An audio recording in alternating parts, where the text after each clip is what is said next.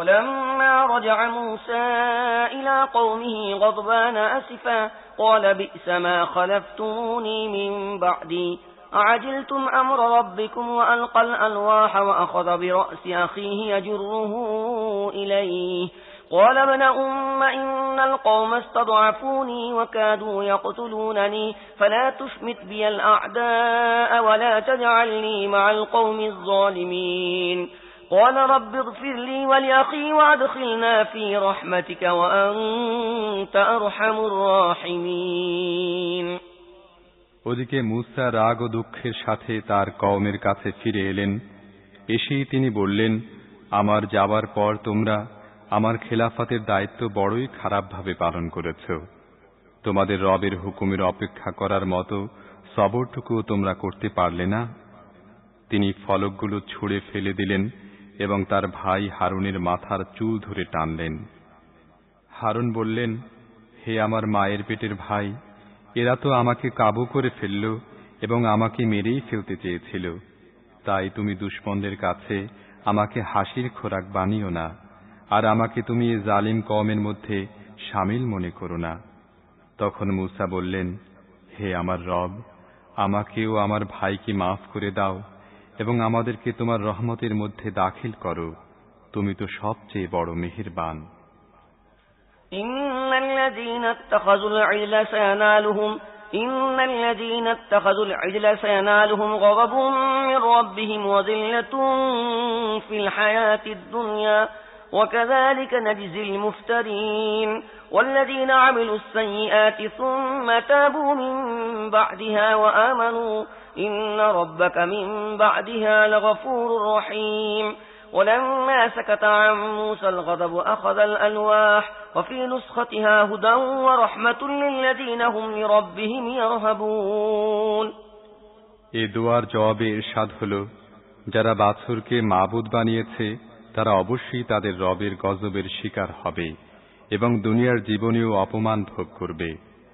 মিথ্যা রচনাকারীদেরকে আমি এরকম সাজাই দিয়ে থাকি। আর যারা বদ আমল করে তারপর তওবা করে ও ঈমান আনে, নিশ্চয়ই আপনার রব তওবা ও ঈমানের পর বড়ই ক্ষমাশীল ও মেহেরবান। যখন মূসার রাগ পড়ে গেল তখন তিনি ফলকগুলো হাতে তুলে নিলেন, যার লেখার মধ্যে ওইসব লোকের জন্য হেদায়েত ও রহমত ছিল যারা তাদের রবকে ভয় করে।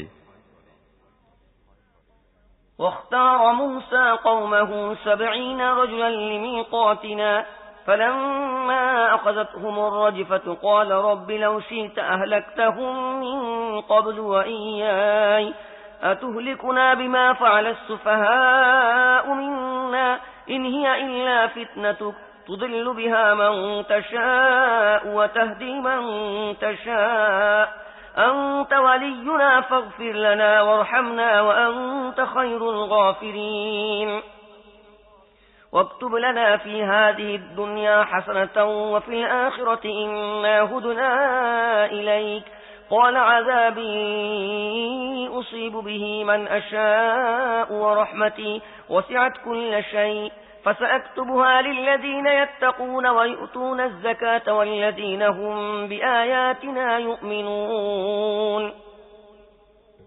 মূসা তার কওমের 70 জন লোককে বাছাই করে নিলেন যাতে তারা তার সাথে আমার ধার্য করার সময় হাজির হয়। যখন তাদেরকে এক ভয়ানক ভূমিকম্প এসে পাকড়াও করল তখন মূসা আরজ করলেন, হে আমার রব, আপনি ইচ্ছা করলে তো আগেই তাদেরকে ও আমাকে ধ্বংস করতে পারতেন।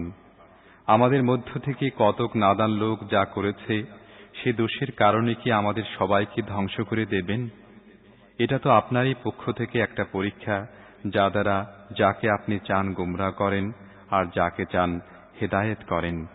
আপনিই তো আমাদের অভিভাবক, কাজেই আমাদেরকে মাফ করে দিন ও আমাদের উপর রহম করুন। আপনিই তো সবচেয়ে বড় ক্ষমাশীল। হে আমাদের রব, আমাদের জন্য এই দুনিয়ার মঙ্গলও লিখে দিন এবং আখিরাতের মঙ্গলও। আমরা আপনার দিকেই ফিরে এসেছি। জবাবে ইরশাদ হলো, আমি যাকে চাই সাজা দেই বটে, কিন্তু আমার রহমত সব জিনিসের উপর ছেয়ে আছে, আর আমি তা তাদের জন্যই লিখে দেব যারা নাফরমানি থেকে বেঁচে থাকে, যাকাত দেয় এবং যারা আমার আয়াতসমূহের উপর ঈমান আনে।